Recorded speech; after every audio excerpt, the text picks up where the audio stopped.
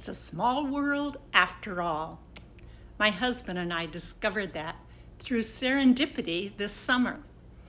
When I graduated from high school, way back in 1968, there was a student named Paul who was a year behind me in the class of 1969. After I graduated high school, I never saw Paul again until this summer.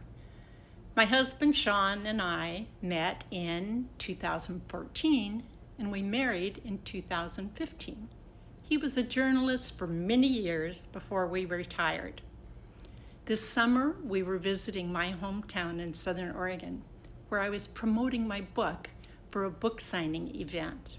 We also attended an alumni class reunion of my high school. Paul's name came up in our conversation because Paul's brother purchased a copy of my book. Sean says, I worked with a guy with that name in Eugene, Oregon years ago.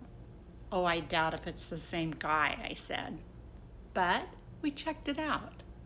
It turns out it was indeed the same Paul. Sean was an editor of a small newspaper. Paul was a journalism student at the University of Oregon. Sean hired him as a reporter. That was back in 1977, years before I met Sean. It was such a fun coincidence that we contacted Paul and told him about it.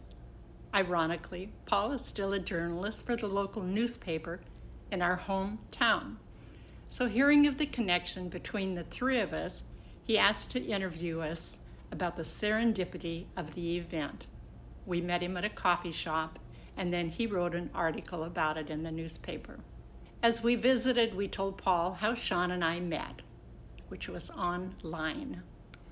Before we parted ways that day, Paul suggested that we write a book and encourage us. He says, write one about finding love in your golden years. You're an author, Esther, and Sean's a journalist. You should be able to write that together. Sean and I found the idea quite intriguing, and we have started the process. From time to time, I will keep you updated on how that project is going. So hit the subscribe button below, and when it's ready to publish, you'll be one of the first ones to know.